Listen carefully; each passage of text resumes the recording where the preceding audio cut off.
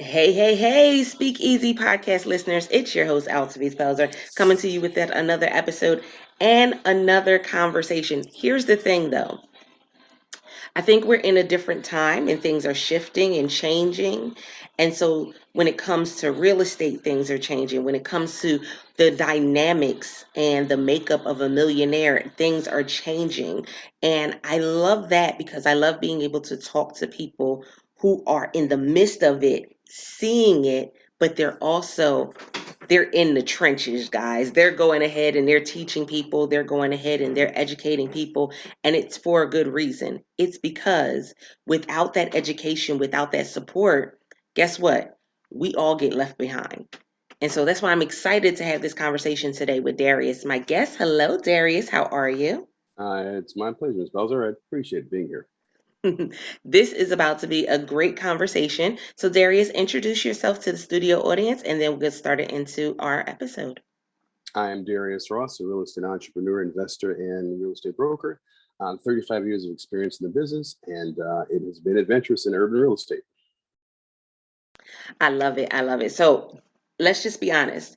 When it comes to real estate, what we thought were the good habits, quote unquote, good habits of real estate are, we've come to find out they're not so good.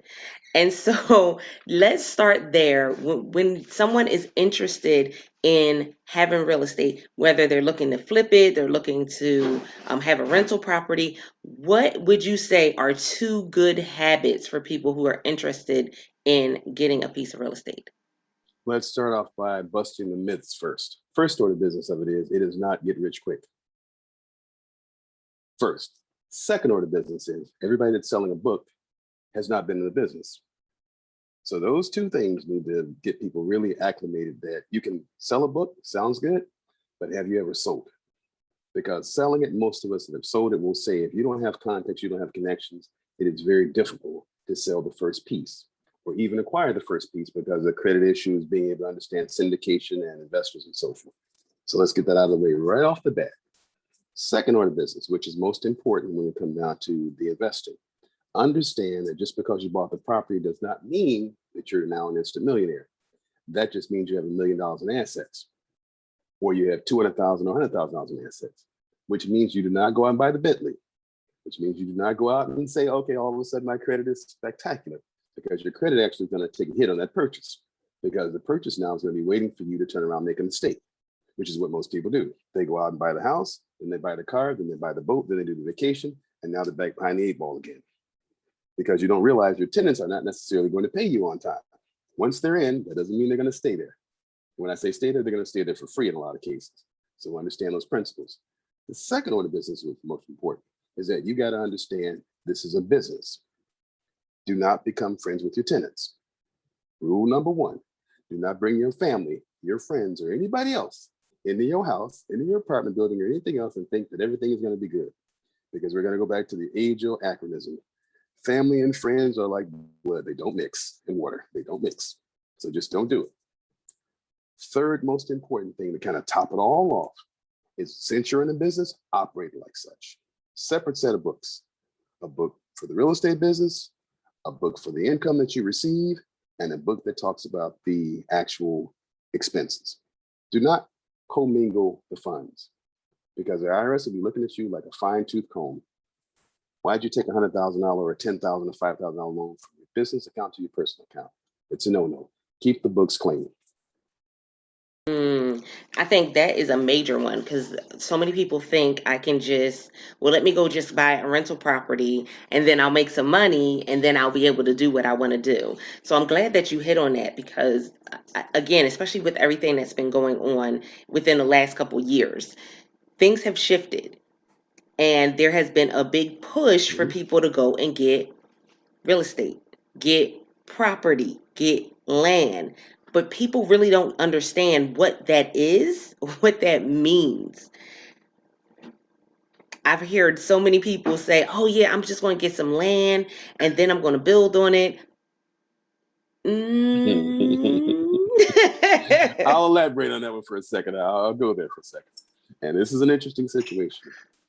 Because you have the land does not make you a contractor, does not make you an inspector, does not make you a builder, does not make you anything other than somebody that owns a piece of land. Because here's the thing, most parcels of land require certain restrictions. Very important.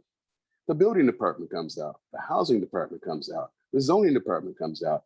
You have everything from what was previously restrictions on the land, especially down south. All of a sudden you find yourself in this piece of land, but it's restricted. 5 acres are restricted for wetlands. 2 acres are restricted to family members. Then you got the family squabbles. Ladies and gentlemen, understand the format. Then you got to turn around and build it. So you didn't do a punch list to lay out what it's going to cost. So the punch list meaning this, it's like a piece of paper, if you want to call it, and you got to punch out things that have to be done. So you have the zoning, you have the permits. Permits are most important. You can run $3,000 or $4,000 plus in permits on just a single family. Okay, now you have the zoning. Is it zoned for residential? So you put a residential house up in an industrial area. All these trucks are going by. How long do you want to stay there? Just example, the CBD areas right now. They put a CBD building in a residential area. Everybody's getting high. You get the idea? It was zoned as multi-usage. So now the residents are upset because the land is available for use for marijuana, but everybody doesn't want to get high. You see, it's these things we don't think about. So that's the land issue. The other part about the land issue is what is going to be the highest and best use. You put a house on a piece of land that needs to have a Walmart's there. Real smart. So these are the ingredients that you got to think about land purchases. I'm glad you brought that point up too, because a lot of people right now are in a space and a place where they're like, you know what, we should be growing our own crops and we should be, having our own farmland and all of this. And then let's be honest.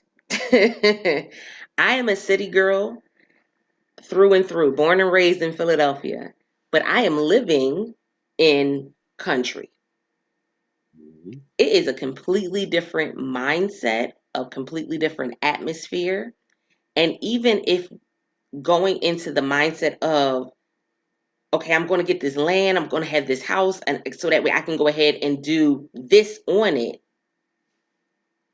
That is really tricky area to be in, because you may want to do that on it, but you're not putting into perspective all that comes with that. And okay, let me touch upon that real simply. You have a parcel of land, right? And you want to turn around and do crops or culture, whatever you want to do. Here's the problem with that. First order of business, you got to buy the necessary ingredients and equipment. You're going to need the seeds. Seeds aren't cheap. It's very simple. You also have to buy the necessary equipment to be able to do the tows, the rows, and so forth. So a tractor, good tractor, $100,000. So now you want to go out there, what are you going to shovel the entire parcel? You got an acre parcel. You're going to shovel the entire parcel, dig it up. No, it's not going to happen. So that's the first thing, being able to budget out what you need for the necessary land. The next order of business of it is, what do you really know about agricultural products? Do you know what you're actually growing? Do you understand what you're growing? Do you also understand the animal ingredients? What kind of animals are going to be out there? Do you understand that natural products do have a certain lifespan? So if you're going to have them at a certain time, you're going to be bringing those crops in, they have to come in. Do you understand pesticides? All these things are effectively part of the agricultural business. True indeed. And so I love that, because again, I think at this time, because of everything that we've been through, people are kind of like, oh my goodness, I need to do this. Oh my goodness, I need to do, shiny object syndrome. We kind of go and gravitate towards whatever is the popular conversation at the time. And so that's, for many, that's what it is. It's the popular conversation is real estate and investing. And I love that your journey has gone from, it's really started from the bottom. Now you're here. That's right. Because you've gotten to see it at every different step of the process. And so many people forget that this is a process. This is a strategy. There are steps to this. And many people get so caught up that they want to try to skip the steps. Darius, share what is one of the things that happens when they skip one of those critical steps in trying to make this a millionaire investment. No money, lose money, and potentially bankruptcy. In that order. First of all, you can make no money because you didn't prepare the plan. You weren't prepared education-wise. Second order of business is you can lose money because you go into investments that you don't understand anything about. and this is all due respect to pro athletes. What do you know about an oil field? Period. They invested in oil fields. What do you know about that? What do you know about running a car dealership? What do you know about investing in something that's in the middle of Saudi Arabia? Again, not understanding your subject matter. So the first order of business is educating yourself on the subject matter. Now, the other thing of it is you have investment professionals, right? But here's a professional, and I think Oprah Winfrey said it best. She wants to sign all her checks. Here's the thing. You have an accountant. You hear from him once a year. So there's a problem. You're sending him all your bills, and you're not checking whether they're paid or not. And also, you're not figuring out where your money is. And that's two problems there. You don't know if the bills are paid, and you don't know where your money is. So as a result, you now have been lucky enough to have the right credit, the right timing, and everything is working out, and you bought this property, and you're making a head full of money, but you don't know where the money is.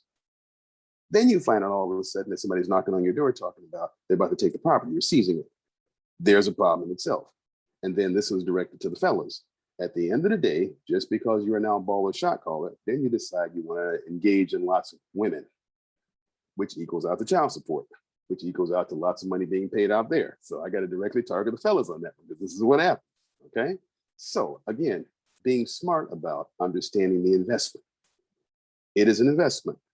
Do not make the mistakes of thinking you're not in a business. Do not make the mistakes of letting your money get feet, because there are a lot of people walking around that will give your money crutches and walk away with it with you and or without you. I'm glad that you made this statement too, because there is a false security that we have when we think, oh, well, I pay somebody to do such and such. And there is, and Speakeasy listeners, you guys, listen, I love you. This is why I'm saying this, is that there is a level of laziness that comes with it, because they feel as though if I have the accountant, then I don't need to know anything about what's going on with my money. If I have the banker that's dealing with everything with my account, then I don't need to know that. And I think it was maybe recently I saw a video where Shaq was talking about, his banker was one of the people that was like, oh, you're not going to do this like this anymore. You need to be educated in these areas. And we look at what Shaq has been able to do with investments, and what Shaq is selling toner for printers. Like we look at all of this stuff. That's right. But somebody who just sees him selling toner for printers is just like, oh yeah, I need to do that. No. He learned the strategy. He made sure that and even in the moments where he was not educated, there was somebody in his circle that made sure he was educated. How important is it for us to have someone critical in our circle when we are trying to build these investments? And even if real estate is the vehicle that we're using, how important is it for us to have somebody who knows how to drive that thing with their eyes closed? Do not surround yourself with people that you like. Point blank. That Wait. means Wait. Say that one more time. do not surround yourself with people that you like. Period. Your brother, your sister, your aunt, mom, dad. Oh, it's good advice. What that basically means is you're hearing a lot of things that you don't want to hear. And this is no disrespect to the family or friends, but it is looking at your money. If you're the only one that everybody depends on, you need to have people around you that are going to tell you no, that are going to tell you advice that you don't want to hear, that are not going to be your buds, that are not going to be your homies, that are not going to be your kinfolks. So they have no vested interest in you doing this, okay? Because a vested interest means that there's an upside, there's a downside, and the downside is yours because you're the only one with the money. Because this is what happens in a lot of African-American and Hispanic families. There's one person making all the money and everybody depends on them. That person falls, it's over. And people don't think that way. So they say, okay, I got this person. No. Get people that will tell you no. Get people that will tell you the honest truth. Get folks that will tell you, you don't need the Bentley just because you got $10 million in the bank. The regular house, the regular car. You don't need to be flossing and shot calling because again, money has a lifespan on it. You're not going to be making that same money in your 50s. You're not going to be making it in your 60s. So you need to be able to understand that you got to build a legacy. And I give the levels of wealth, right? First generation actually begins to create it. Second generation begins to position it. Third generation fortifies. Fifth generation and sixth generation begin to diversify. We got to think along that line. You cannot be the first one with the money and then start throwing it away. You got to protect it. And then let the next generation after you begin to understand how to ingratiate it into the system. Because we can't feed everybody off the same table. Some people got to be told no. So your bankers, your various accountants and lawyers and whatever else, you got to have people to tell you no, you can't do it. Versus go ahead. You don't want to hear the word go ahead. You want to hear a fight, because that means that person's looking out for you. I love that. I hope you guys were listening to that, Speakeasy listeners. I hope y'all heard that and wrote that down. If not, press pause, go back, listen to it, write that down. Listen, download it so that way you can listen to that piece of it over and over and over again. There is wisdom in having wise counsel. Mm-hmm. Wise counsel. Here's a trick even to that. If you don't understand the basics of the investment, the basics of money, because here's the thing, money has its own principles, right? And the principles of money are basically, once you get some, it's more flexible to get more. But in the same token, it's easy to lose that which you already had, based upon the lack of education. And education meaning that, okay, I got it now. Maybe you got lucky. Maybe it was a car accident. Maybe it was a sports athlete that you signed. Maybe you married into money. But again, it's now about protecting it. You gotta understand that you have to protect that which you just gained, because there is no more coming. And I use the acronym, help's not coming. So don't think just because, oh, okay, I'm here today, I'm gonna be here tomorrow. It's not. There have been too many, especially African-American athletes, sports stars, entertainers that are gone, made a ton of money, but they're not here anymore. A great reminder. Okay, so Darius, what has been your worst investment that you've made so far? People. Real simple, people. Oh, you gotta go a little deeper with that. You can't just let that sit. If you hire the wrong people, if you put the wrong people in place, if you turn around and not wise about the people that you look at, I made that mistake. Putting the wrong people in place, positioning myself to think, oh, okay, this is a guy, this is my homie, I grew up with him. This is my girl, this, that, and the other. Then all of a sudden I found out I had people around me that had alcohol problems, had drug problems, that had gambling problems, that had problems. You got to make sure people around you don't have problems. So your investigative skills have to be better than the FBI, the Secret Service, and everything else. You got to know what's going on around you. Know their habits. Know what they're all about. Don't just feel that people are going to do the right thing. They're not. Sometimes people have sicknesses. And those issues that I just mentioned are sicknesses. It's not that they can control it, but it happens. So therefore, you don't want them in your business, because money will get funny and it will leave you quickly. And then you're sitting there and thinking about what happened. I mean, I lost $1 million like that, just to give you an idea of just the devastation of it. And it was over a 4 or 5 year time period, but it happened in a year time period. I didn't realize it for 3 or 4 years later. Wow. That is because I had so many things going at the same time. That's a reality check. Mm-hmm. And because then trying to get those same people to pay it back was impossible. Oh yeah. Because there's this thought process, especially, okay, guys, listen, Philadelphia, born and raised. There's this idea and thought process that as soon as I make it, or as soon as I bring in some type of money, I need to go back and help those that I grew up with. I need to go back and help the block. And this has been something that has been, I almost want to say it's been force fed to us over time because of, when we look at different scenarios within our generations, prior generations, some of that was what they had to do, not necessarily what they wanted to do. Mm-hmm. And we haven't made that complete shift in saying, okay, that's no longer how we have to build as a community. That's no longer how we have to build. I look at Beyonce and I look at, what she does when she pulls people in for different projects. I look at Tyler Perry and how he pulls people in for different projects. He couldn't do that in the beginning. And he went through heck and high water in the beginning. She couldn't do that in the beginning. But when you look at where they are now, you had to do some heck work, okay, to get to a point where now you can bring some people in, because it's not going to be as devastating, because that's a million. Oh, let me go you in a little bit more depth than that, just to kind of give you an idea.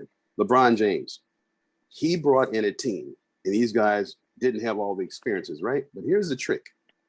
They wanted to prove something to LeBron. They had the skill set, and they were willing to get the skill set to make it all happen. Now, giving you even into my own personal scenario, here's the thing to this. When you're looking at this concept of bringing people into your circle, right? They may have the skills. This is the point. They may have the skills, but what you have to be careful of, are those skills going to be transferable to you? A better example is the Indian community. When the Indian community came to the States, they came in what's called the spider principle. And each one came here and brought another one over, brought another one over, another one over. So you had the Indian doctor that came over, and then he brought the nurse, and then she brought the guy that invested in hotels, and then they put money in the hotels and the newspaper and so forth. They have a booming industry now based upon the spider principle. But here's the trick. What the problem we have in Black America? We have a problem that actually connotates to how we look at our peers. Just because you are Black and you look like me and everything is good, what are your habits? The discipline area. That's the key thing, discipline. If you have a group of people that have a certain level of discipline, it works. But if there's lack of discipline in how this is going to work out, you're the moneymaker. So you got lucky. Now, is everybody on your team disciplined enough to play by the same set of rules? Because you got to play by the same set of rules. You cannot go and do the things you want to do once you have money. There's stewardship. But that stewardship means that there are things that you can't do yourself in the same token. And that's what I found out. I'm off doing business and being, say, the playboy. In the meantime, everybody else is looking at the situation saying, okay, it's free, free day. Okay. So you got to understand that you cannot not be on top of your business. If you are the millionaire, or you are the multimillionaire, or you're the sports athlete or whatever entertainer, take care of your business first. Be there, be accessible, know what's going on, but also know what your team is doing. Interview your team, listen to what they're saying, listen to what they're not saying. Take the time out to get each individual separately, understand what's going on, but do not be doing other things that have nothing to do with your business while your business is being conducted. Most important lesson I can say, because I've been there. You're off enjoying your life, but you're not realizing money is still there, and it has to be applied applicably. And that comes down to the discipline. Be disciplined enough to understand your stewardship, and be disciplined enough to understand everybody else has to have the same discipline. They cannot be running rogue. Woo. SpeakEasy audience, this has been an amazing interview, and I want to end on this part because I tell people I am now older, not old, I'm older, and I can say that a bit of advice when it comes to investing that I wish I would have listened to when I was told at like 17 and 18 was someone had told me, your first property, buy a duplex. Rent out one, stay in the other, and then move on from there. I wish That's right. I would have listened at that point. Darius, what is one piece of advice that someone gave you that you can look back at it now and say, wow, that was platinum in a time where people didn't know what platinum was? Understand that whatever business that you involve yourself in, you have to understand the dynamics of people's motivation. Very simple. People are motivated for their own personal reason. Everybody has a sign on their chest that says me. Understand what that me means. Is that meaning, are they investing in you? Are they invested in you? And do they have your best interest at heart? Because people, most businesses are people orientated. From retail to real estate and everything else is all people. People in those properties, retail meaning consumers. Understand people and their motivations, why they buy, why they do, why they come back. That will make you a multimillionaire, billionaire, whatever you want to call it. The people, because they're spending their money. Jeff Bezos has it down pat. Convenience, people's convenience. It's made the man, no matter how people like or dislike it, it's made him a half a trillionaire. Convenience. We don't want to leave home. Sears didn't catch up with that, which used to be the biggest retailer. They got screwed. And all the rest of them, if they're not aware, he's going to be eating their dinner. Wee! That was fire. Thank you so much, Darius. My pleasure. The studio audience know where they can get in contact with you and how they can find you online as well. My new website is coming up as of September 1. It's dariusaross.com. And they can reach me now. There's a landing page there now. They can send me an email and so forth. There are 2 books that will be coming out: Defeating the Mental Gymnastics of Your Personal Success, which deals with how you get past the gymnastics playing on your head about being successful. And then it's Prepare, Participate, and Profit, which is another book talking about how to get past post-COVID real estate. Oh, those are going to be great. I'm definitely going to be investing in those and sharing those out over to the Amazon community as well, because I do some lives over there. So, yeah, I'm excited about that. Thank you again. This has been a It's great been my pleasure. conversation. And I know that the studio audience, listen, it's just all for them because it's about elevating in life and business. And if there's no elevation, it's stagnation. And we know that where something is stagnant, it dies. And that is, we can't do that anymore. We can't afford to do it. So it's time for us to move. Guys, this has been another episode of the hashtag SpeakEasy Podcast with your host, Altovise Pelzer. And until next time, don't forget to press it out. See ya.